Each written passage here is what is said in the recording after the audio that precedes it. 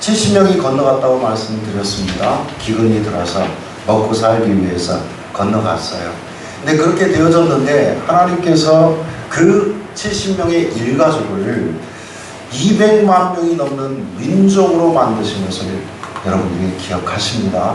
번영이 정말 끊임없이 이어졌습니다.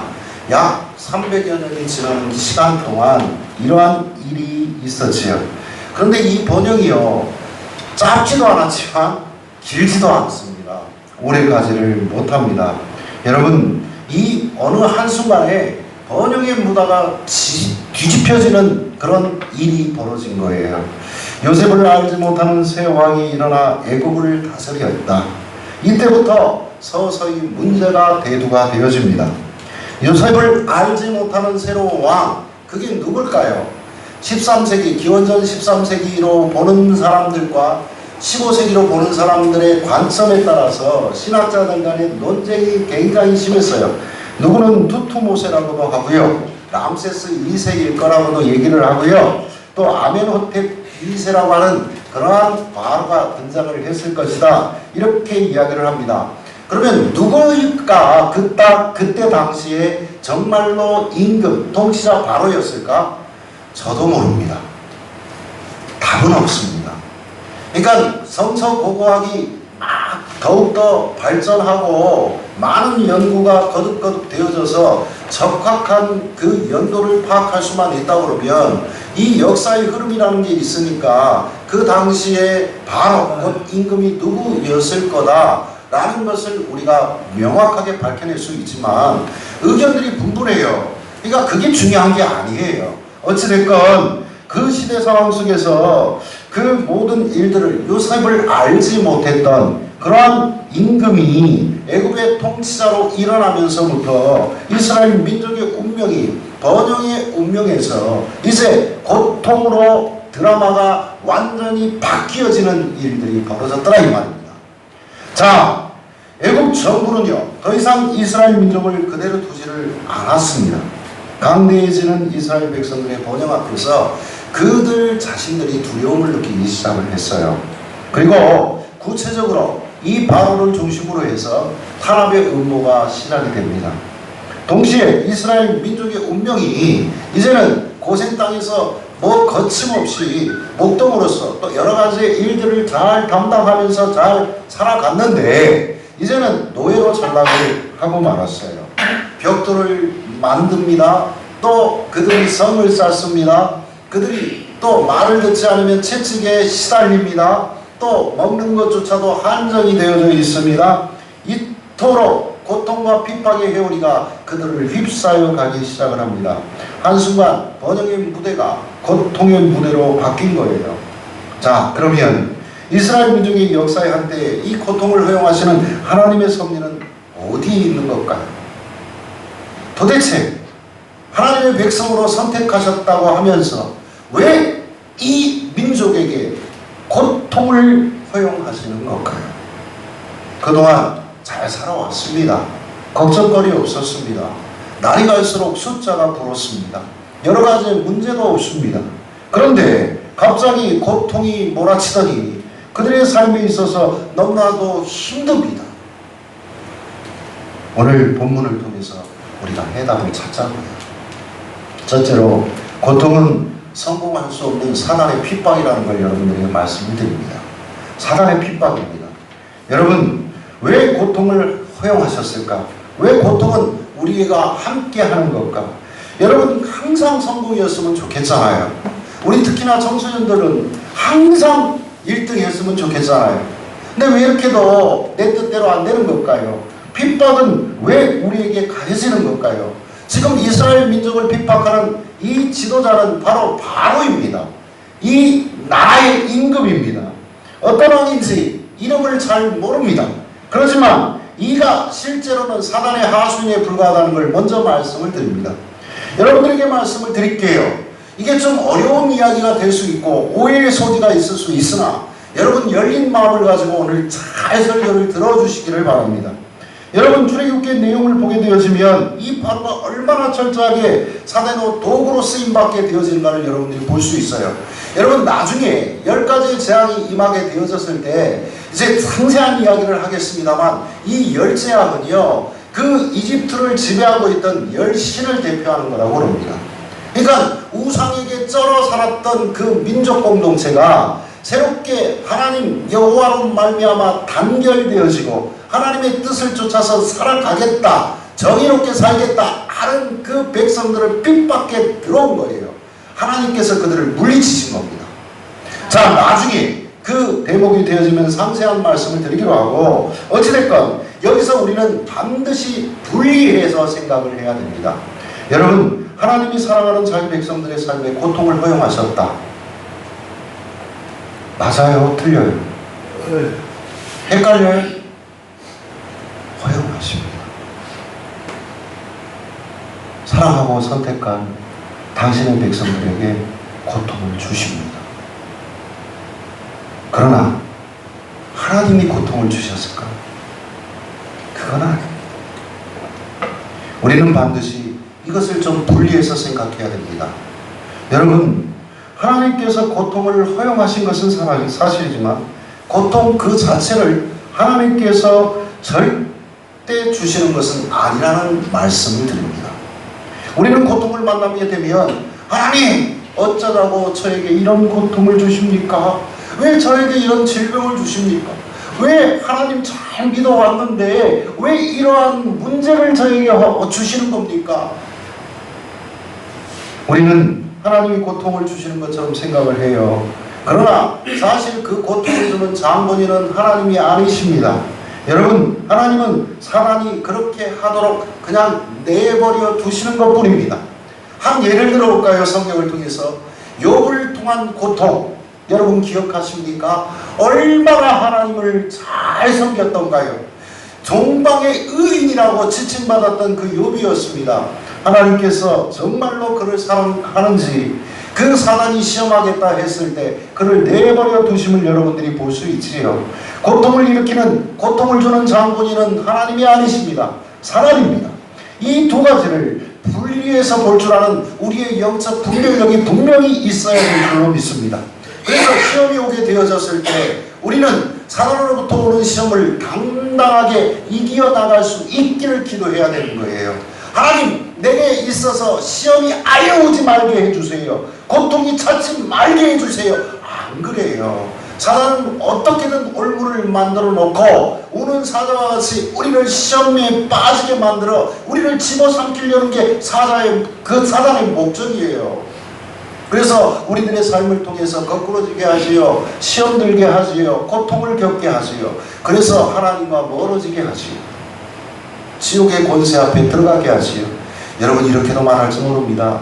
왜 믿지 않는 사람들은 왜 이렇게 저렇게 떵떵거리면서 잘도 살고 사업만 했다 오면 저렇게 돈도 많이 벌고 자식들도 막 서울대로 어디로 뻥뻥뻥 잘 들어가고 문제없이 모든 것이 잘 해결이 되는데요. 여러분, 거꾸로 말을 할까요? 예수 안에 사로잡혀 있는 우리 백성들을 우는 사자와 같은 지옥의 권세 앞에 떨어뜨리려고 하는 그 사단이 내버려 두겠습니까? 믿는 사람에게 더 많은 시험이 있어요. 더 많은 고통이 찾아올 수밖에 없어요. 하나님의 길을 가라고요. 그래서 돌려놓는 겁니다. 고린도후서 12장 7절 이하를 보게 되어지며 바울이 고통을 당한다고 말을 합니다. 무슨 문제가 있었어요. 무엇이 있었습니까? 육체의 가시가 있었다고 말을 해요. 여러분, 이것을 우리들이 흔히 육체의 가시라 했으니 고쳐지지 않는 난치의 질병이라는 것을 여러분들이 기억하면 좋겠습니다. 여러분, 어떤 사람은 바울이 안지를 앓았을 거라고 얘기를 해요.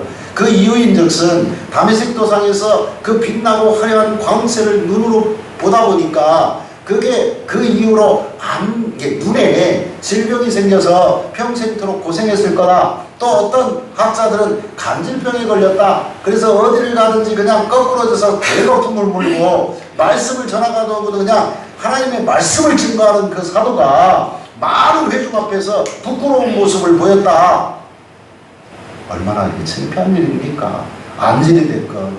여러분 생각을 해보세요. 여러분, 우리 효인이나 어렸을 때, 요즘은 뭐 그런 일 없지만 저 같은 경우는 왜 이렇게 눈나리끼가 많이 났는가 몰라. 저만 그래요. 저만 그랬어요. 다래끼가 어찌나 많이 나는가. 그래갖고 또 옛날에는 여러분 다래끼만 있으면 그냥 짬 그만인데, 옛날에 이렇게 여러분 기억을 하시는지 모르겠어요. 군산에서 크신 분들은 알 겁니다. 군산에 사막풀장이라는 데가 있었어요. 기억하십니까?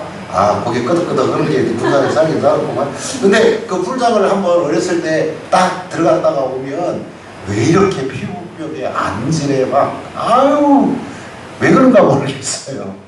이거 막 한번 갔다 오면 그런데도 또 가.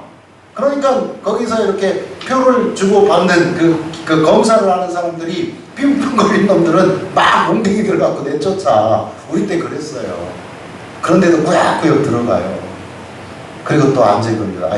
눈병 걸려서 나오죠. 지금 돌아가신 안이비인후과의 원장이셨던 안상종 장로님이 저 눈을 많이 봐주셨어요. 고름이지. 눈곱만큼. 여러분 생각을 해보십시오. 안질이건 간질이건 얼마나 창피하고, 아니 그냥 속병 있고 말지. 이게 참 보여지기도 안쓰러울 정도로 안 좋은 거죠. 그런데 바울이 이 불치의 병을 앓고 있음에도 불구하고 어떻게 묘사하는지 잘 들어보세요. 바로 12장 7절 그대로 읽어봅시다. 비춰졌으니까 시작.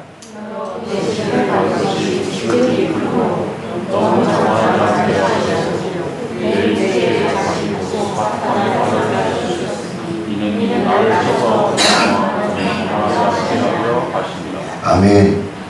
말씀을 읽었으면 믿습니다 해야죠. 아멘. 네. 자, 여러분 보세요. 하나님께서 자신을 자만케 하지 않으시려고, 교만케 하지 않으시려고 바울에게 육체에 같이 질병을 주었노라. 그래서 바울은 그렇게 고백을 합니다. 바울은 정말로 바리새인이었어요. 그리고 또 부자였다고 말씀을 드렸어요. 로마의 시민권자예요. 또 가말리엘 문화에서 수학한 학자예요. 모든 조건이 참 좋은 사람이에요. 그럼에도 불구하고 하나님께서 그를 이방인의 사도로 부르셨어요. 그러니까 이걸 내버려 두니까 하나님이 보시기에 이거 교만 덩어리가 될 것 같아요. 자칫 잘못하면 복음을 증거한다면서 자기 의를 드러낼 것 같아요. 제가 수요일날도 그런 말씀을 드렸습니다. 하나님의 의가 드러나는 사람이 참된 신자예요. 내 자랑만, 내 잘남과 내 생각이, 내 주장이 드러나게 되어지면 내 의를 드러내는 사람이에요. 그러면 범죄할 수밖에 없어요. 하나님의 관역을 맞출 수 없단 말입니다. 이와 같은 꼴을 당할까봐 물론 짐작하는 거지만 바울에게 육체의 가시를 준 거예요. 여러분, 그래서 하나님은 이 사람을, 이 사도를 겸손하게 만드셨습니다. 사람들 앞에서 말씀을 증거하다 거꾸러져요. 개거품 물어요. 아이고, 사람들이 얘기합니다. 사도가 무슨 질병 가운데 있어. 있을 수 있어요. 안질에 걸려갖고 눈에서 고름 찍찍 걸리고 눈곱이 막 껴갖고 막 더러워 죽겠습니다. 눈은 퉁퉁 부어 있습니다. 생각을 해보시자고요. 그러면서 예수가 구세주입니다. 복음을 증거합니다. 아이, 예수님께서 당신을 살리셨다면 그까이 눈병 하나 못 고쳐주죠? 이러고 손가락질을 당할지언정 그럼에도 불구하고 나를 살리신 이는 예수 그리스도요. 그러면서 증거를 한단 말입니다. 겸손하게 낮아져. 그런데 여기서 한 가지 정말 중요한 게 있습니다. 내 육체의 가시는 하나님께서 주셨다? 이렇게 얘기하지 않아요. 12장 7절을 다시 한 번만 목사님 틀어주시면 감사하겠습니다. 고린도후서 12장 7절을 잘 보세요. 여기서 보면 하나님이 주신 가시라고 말씀하지 않았어요. 뭐라고 되어 있습니까? 육체의 가시 곧 사단의 사자. 사단의 사자라고 말합니다. 바울은 알았어요. 하나님이 사단을 부리신 것뿐이지 고통 그 자체는 사단이 준 거라는 거, 하나님이 준 것이 아니라는 거. 하나님 왜 이런 고통을 주십니까? 말해서는 안 됩니다. 그 고통은 하나님이 아니라 사단이 준 것이기 때문에 그렇습니다. 하나님은 내버려 두신 것뿐이에요. 그것을 통해서 하나님의 계획이 있는 거예요. 오늘 바로를 통해서 이스라엘 민족에게 핍박이 가해집니다. 바로의 배후에는 분명히 사단이 이스라엘 민족을 결핍케 만들기 위한 핍박을 가하고 있습니다. 그래서 이스라엘 백성들을 멸망시키고 그 모든 것들을 다 무너뜨리고자 합니다. 그 음모가 뭡니까? 나일강에 산에 아이가 태어나면 던지는 겁니다. 죽이는 겁니다. 그래서 어떻게 하려고요? 멸종의 음모가 시작이 된 거예요. 여러분 잘 생각을 해보세요. 이게 어마어마한 일이라니까요. 한 민족의 씨앗을 없애버리려고 하는 거예요. 이게 이제 완전히 멸절시키려고 하는 거예요. 이 음모는 이때뿐만 아닙니다. 성경의 역사를 통해서 또 우리의 세상 역사를 통해서 이러한 일들이 얼마나 많이 있었는지 몰라요. 여러분 성경의 사건 속에서 이 멸망의 사건, 이것을 주도했던 음모, 사단의 음모를 주도했던 인물을 기억하십니까? 여러분 한 가지 한번 생각해 보세요. 바로 예수 그리스도 아기 예수를 죽이려고 했던 헤롯의 음모 기억하시죠? 베들레헴 일대에서 태어났다. 그렇게 해서 그 아기들 2살 이하의 아기들을 싸그리 살해해 버렸어요. 여러분 이럴 수 있겠습니까? 인간의 탈을 쓰고. 여러분 또 이런 일들이 또 어디에서 있었습니까? 600만 명이나 되는 히틀러라고 하는 인물이 그 음모를 통하여서 600만 명을 포로 수용소에 가두고 가스실에서 다 죽여버린 그러한 사건들이 있었어요. 이게 성공했습니까?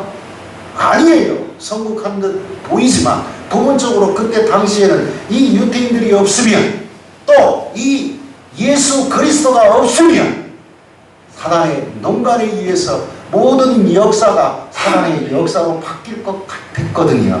그러나 성공치 못합니다. 여러분 믿으시길 바랍니다. 이 모든 일들을 통해서 음모를 통해서 우리 믿음의 백성들을 끊고자 하여도 하나님께서 우리를 그냥 죽게 내버려 두시지 않는다는 걸 말합니다. 여러분 믿으세요. 지금 고통이 온다 할지라도 이것이 사단이 주는 음모라 할지라도 여러분 그래서 12절 말씀을 보게 되어지면 학대를 받을수록 더욱 번성하여 퍼져나가니 애굽 사람이 이스라엘 자손으로 말미암아 근심하여 이렇게 되어져 있습니다. 사단이 핍박합니다. 그러면 여러분 큰 소리로 외치시고 기도하십시오. 사단! 네 핍박은 결코 성공할 수 없다. 아멘. 아멘. 절대로 성공할 수 없습니다. 그러나 우리에게 상당한 타격을 줍니다. 상처를 입힙니다. 태초에 창세기에 예언된 바, 그래서 최초의 복음이라고 얘기하는 창세기 3장 15절을 기억하십니까? 뱀과 여인의 후손 사이에 싸움이 벌어지지요. 여인의 후손이 뱀의 머리를 상하게 해버립니다. 이 말은 무슨 말입니까? 여인의 후손 대신 예수 그리스도께서 바로 사단의 모든 것을 괴멸시키겠다, 이런 예언입니다. 그런데 3장 15절을 잘 들여다보니까 뭐라고 되어져 있습니까? 여인의 후손의 발뒤꿈치를 뱀이 물어서 상하게 한다고 그래요. 그게 그 무슨 말입니까? 십자가의 죽음이 된 말입니다. 그러니까 우리의 삶도 역시 마찬가지예요. 예수 그리스도의 십자가의 승리를 믿고 부활의 승리를 믿고 영원한 생명의 승리 안에 거하고 살아가는 우리 믿음의 백성들에게도 하나님께서 우리를 보호하시고 계심에도 불구하고 사단은 성서도의 말씀을 드린 것처럼 우리를 지역 권세 아래 떨어뜨리고자 자꾸 물어제껴요. 발뒤꿈치를. 그래서 자꾸 넘어지게 만드는 거예요. 그것을 여러분들이 이겨야 나가야 됩니다. 그래야 여러분들의 삶이 더욱더 공고해지는 겁니다. 하나님 나라의 백성으로서 더욱더 큰 일을 담당해 나갈 수 있다는 것을 여러분들이 믿으시길 바랍니다. 이 사단의 음모는요, 초대교회에도 또 임하게 되어진 것을 여러분들이 아시지요? 극렬한 핍박이 얼마나 심했습니까? 그러나 이 핍박이 초대교회를 멸절시켰습니까? 여러분 성공했던가요? 사단의 음모가? 아닙니다. 오히려 성령이 충만하여지고 서로가 모여서 기도하기, 또 말씀을 나누고 또 떡을 띄워서 서로의 생활을 공유하면서 행복하게 복음이 이방으로 확산되어진 사건을 여러분들이 기억하시기를 간절히 빌고 원합니다. 사단의 핍박은 결코 성공할 수가 없습니다. 여러분들이 예수 그리스도가 내 구주임을 믿는다면 말입니다. 여러분 요즘 예멘 난민이 무슨 난민들이 들어왔다고 그럽니다. 우리나라에서 제가 글을 조금 읽어보니까 난민들이 수천 명이 신청을 했는데 수만 명이 지금까지 한 20여 년 동안. 근데 우리나라가 얼마나 창피한 나라냐면 1%도 난민 허용을 안 한 나라라. 여러분 뭐가 그렇게 핑계로 두렵습니까? 왜 복음을 핑계로 이슬람 그 악한 우리들이 들어올 것을 두려워하면서 왜 그것을 핑계로 하나님의 도를, 하나님의 복을 왜 여러분에게 차버립니까? 우리도 난민이었어요. 여러분 잘 생각을 해보세요. 6.25 전쟁을 통해서, 일제시대를 통하여서 우리들도 떠돌아다녔다고요. 우리들도 핍박받았다고요. 민족적으로. 이스라엘 민족만 핍박받은 민족이 아니에요. 우리 한민족은 더 많은 것들을 경험했다는 말입니다. 여러분 어느 정도의 난민이었습니까? 일제시대 때 만주, 러시아, 미국, 하와이 떠돌아다녔어요. 지금 우리의 미국 땅에 또 고려인들이 다 난민이에요. 착각하지 마요. 우리들도 이렇게 산 거 몇십 년 안 돼요. 왜 그렇게 두려워 떱니까? 사랑은 우리를 못 이겨요. 좀 복음을 제대로 받아들이고 분별력을 제대로 가지고. 두 번째로 고통은요, 하나님 나라를 열망케 하는 하나님의 은혜임을 믿으시길 주의 이름으로 축원드립니다. 여러분, 만약 애굽 땅에서 이스라엘 백성들이 누렸던 그 삶이 그대로 번영이 그대로 이어졌더라면 여러분 가나안 땅, 시온 땅을 생각했겠습니까? 잘 생각을 해보세요. 애굽 땅에 그 일이 그냥 번영으로만 계속 이어졌더라면 그들은 까맣게 잊어버렸을 거예요. 까맣게 잊어버렸을 거예요. 그러니까 애굽 땅에서 비로소 고통을 받게 되니까 옛날 아브라함 우리 할아버지, 야곱 할아버지, 이삭 할아버지 때부터 전해져 내려왔던 한 가지의 그 전설이 그들의 귓가에 때리는 거예요. 자, 우리를 70명으로 인도했었던 그 하나님께서 우리 민족을 200만 명 이상 만들어 주신 데에는 자, 가나안 땅, 약속의 땅, 젖과 꿀이 흐르는 땅, 우리에게 번성케 하시겠다는 그 약속을 우리에게 주시겠다는 말씀 아니었니? 맞아. 그렇지. 가야지. 이런 생각이 들면 안 돼요. 여러분, 이 세상이 너무너무 재미있으면 천국 가고 싶은 생각이 들까요? 여러분 잘 생각을 해보세요. 여러분들에게 묻습니다. 정말 여러분 지금 당장 천국 가자고 그러면 가시겠습니까? 아멘? 저는 좀 천천히 가고 싶습니다. 솔직히 가슴에 손을 얹고 신앙의 양심을 따져서 솔직히 얘기해보세요. 내 자식들, 아니 적어도 내 손자들 커가는 거 보고 싶고 지금 조금 힘들어도 그런 마음들 있잖아요. 여러분, 내가 누리는 번영이 갑자기 고통으로 찾아올 때 여러분들이 무슨 생각을 할 수 있겠습니까? 여러분의 삶을 통하여서 이제는 나에게 이 세상에 살아야 돼. 이 세상을 떠나라는 게 아니에요. 자살하는 게 아니라 살아야 되지만 그래, 성경이 우리에게 약속하시고 희망으로 우리에게 말씀하시고 저 안식과 평안이 있는 참된 빛이 있는 그 나라가 우리에게 있다고 그랬지. 이 한생 잘 살고 하나님 나라의 상급을 받으면 영원한 안식 누리면 되지. 이런 마음 우리에게 갖잖아요. 항상 좋을 수만은 없으니까. 여러분, 어떤 환자가 한 분 계셨어요. 제가 전에 있던 교회에서 그분을 매주 제가 위급하다고 그래서 매주 찾아가면서 기도를 해드렸습니다. 그런데 목사들이요, 기도할 때마다 좀 항상 마음속에 좀 끌리는 게 있어요. 신방을 갈 때마다 이분은 내가 보아도 매주 갈 때마다 병세가 점점점 심각해지는 거예요. 하나님 치유의 하나님, 영원 아파의 하나님, 치료의 광선을 바라셔서 이 사람이 벌떡 일어나게 하여 주시옵소서. 목사가 거짓말을 합니다. 그 마음속에 위안이 찾아올지 모르지만 정말로 신앙적인 양심에서 찔려요. 그런데 정말 목사의 이 죄지음을 또 목사의 그런 어떤 양심의 가책을 내려놓게 하는 한 성도님을 만났어요. 저는. 그 성도님을 지금도 잊지 못해요. 목사님, 저를 위해서 그만 기도하십시오. 괜찮아요. 이제는 제가 천국 바라보고 거기 가고 싶어요. 목사님, 제가 천국을 갈 수 있도록 그 기도만 해주세요. 이런 성도님이 있어요. 나이가 80이면 할머니 권사. 얼마나 감사했는지 몰라요. 여러분, 이 세상의 고통 때문에 우리들이 하늘 소망 가지는 겁니다. 이 세상의 시험 때문에 우리가 하나님 나라의 평안을 다시 한번 대망하는 겁니다. 고통은 우리에게 허용이 됩니다. 또 재미난 한 가지 이야기를 할까요? 애굽 땅은요, 나일강으로 말미암아서 그 삼각주를 형성해서 어디다 물이 풍성하니까 어디다 씨앗을 심어도 잘 자라나요. 이게 나일강이 굉장한 젖줄이라고 합니다. 그렇기 때문에 그것만 잘 관리하면 농사 짓는데 무리가 없어요. 그래서 애굽 사람들의 이 삶의 철학 구조는 땅을 바라봅니다. 물을 바라봅니다. 그러나 가나안 땅은요, 다릅니다.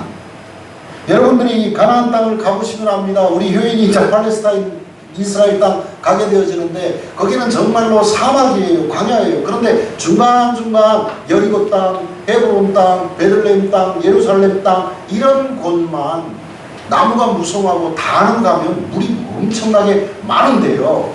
여러분, 더 놀라운 사건을 하나 알려드릴까요? 거기 가서 물 함부로 먹으면 안 됩니다. 석회수예요. 다. 그래서 물을 사 먹어야 돼요. 그래서 맨 그 사람들이 돌아오면서 $1 기부니까요. 물 한 병에 $1에 파는 거예요. 어떤 게 어디 가면 2병에 $1 받기도 하고. 가보면 알아요. 얼마나 이게 문제가 큽니까? 그러니까 또 우기가 따로 있고 건기가 따로 있어서 농사철이 또 따로 있어요. 그러다 보니까 이 가나안 땅에 사는 이 민족은 어떻게 되겠습니까? 하늘을 바라볼 수밖에 없어요.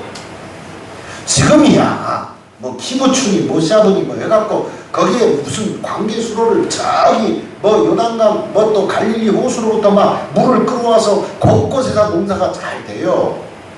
지금 3,500여년 전의 얘기를 하는 겁니다.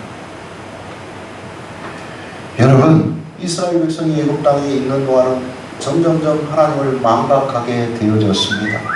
그러나 가나안 땅을 향해서 나아가게 되니까 점점점 광야를 향해서 나아가니까 하나님을 잊지 않고 하나님을 신뢰하고 의지하는 백성으로 회복이 되어지기를 시작합니다. 고통을 우리를 하여금 다시금 하나님을 찾게 만드는 도구임을 여러분 잊지 마시기 바랍니다. 여러분 보세요. 아프지 않았다면, 사고가 나지 않았다면 그냥 지금도 장사가 잘 되고 내가 좀 더 많은 돈을 벌 수 있었다. 주일날도 나가서 일해야 하세요. 그러나 하나님은 여러분을 거꾸로 드리는 거예요.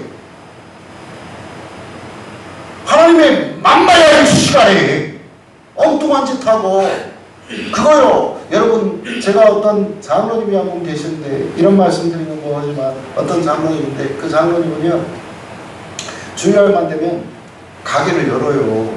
그래 놓고는 자기는 주일날 와갖고 예배를 드려. 점원들은 전도해야죠. 거기서 장사하고 있어. 제가 말씀드리죠. 돈이세요. 앞으로 벌고 뒤로 가인단 말이에요. 체험을 해보세요. 해봐야 알아요. 그 장로님 계속 그러고 살아요. 여러분, 마지막으로 고통은 하나님의 백성을 훈련시키는 과정입니다. 믿으시길 바랍니다. 여러분, 출애굽기 3장 7절에 보게 되어지면 드디어 이 1장에는요 기도의 내용이 나오질 않지만 부르짖음이 시작이 돼요. 여호와께서 이르시되 내가 애굽에 있는 내 백성의 고통을 분명히 보고 그들이 그들의 감독자로 말미암아 부르짖음을 듣고 그 근심을 알아알고, 분명히 기록되어 있습니다. 하나님께서 들으셨대요. 그들의 고통을, 그들의 부르짖음을.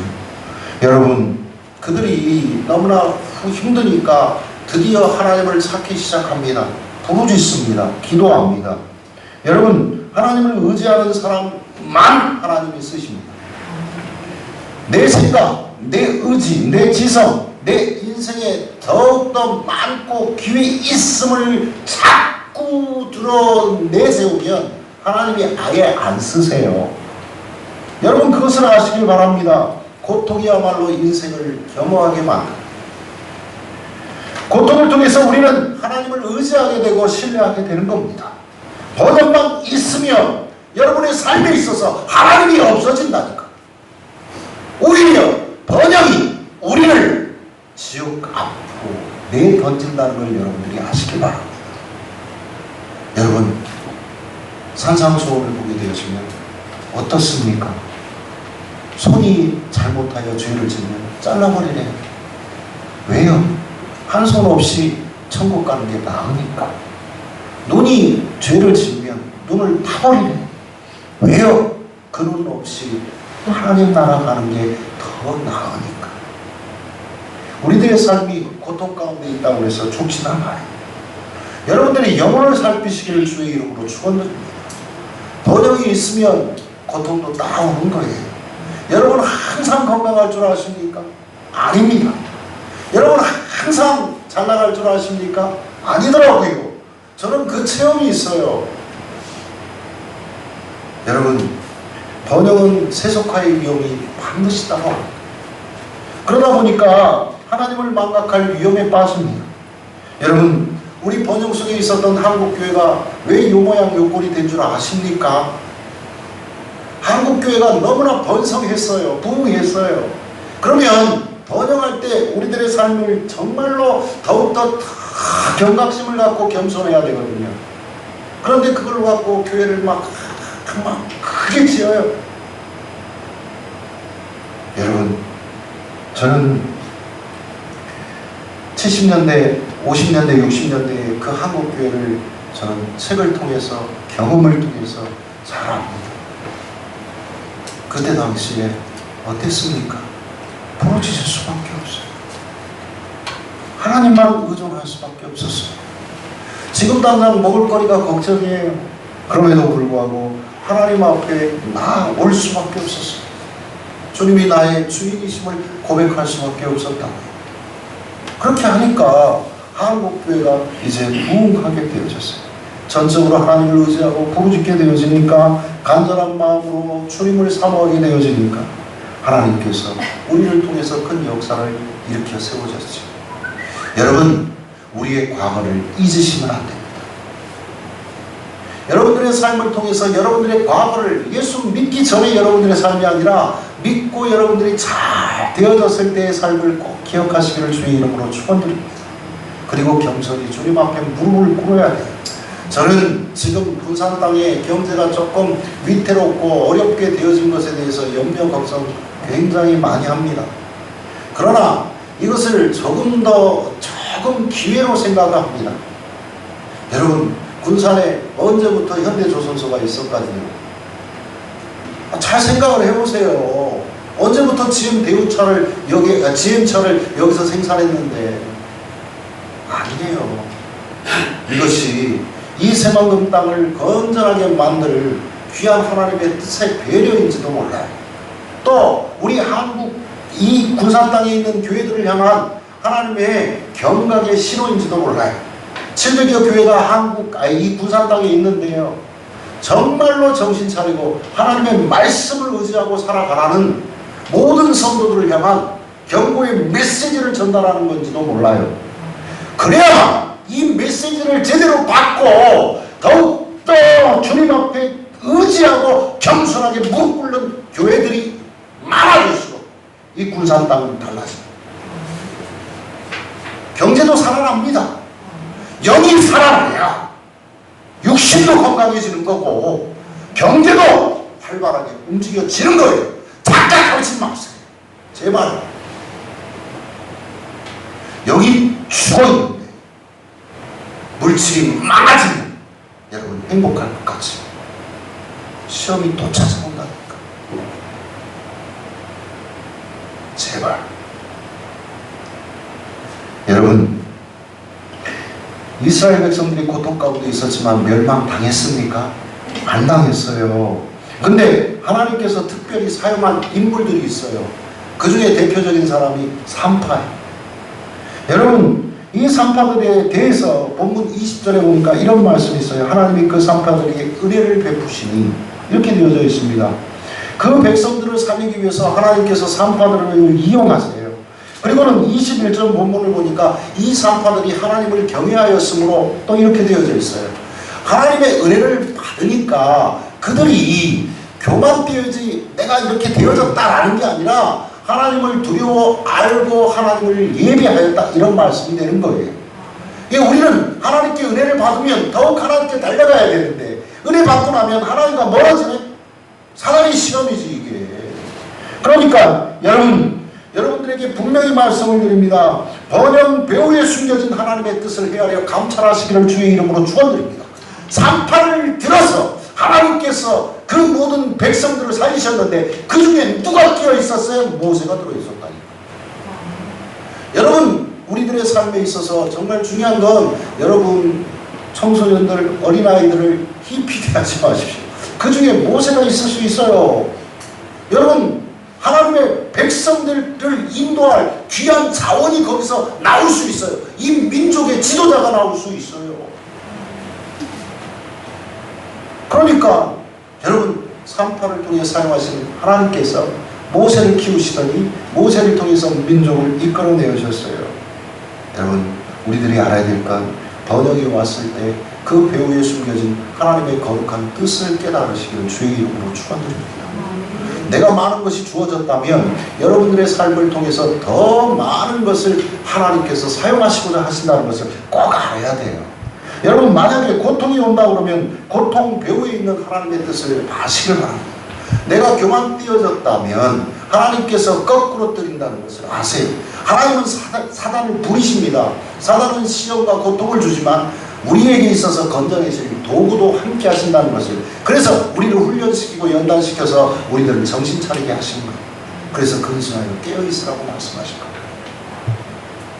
우리들의 삶이 하나님께 쓰임받는 삶이 될 수 있게, 준비된 번영이 있을 때 더욱더 쓰임받고 고통 가운데도 쓰임받을 수 있게 우리들의 삶이 되게 주의 이름으로 축원드립니다.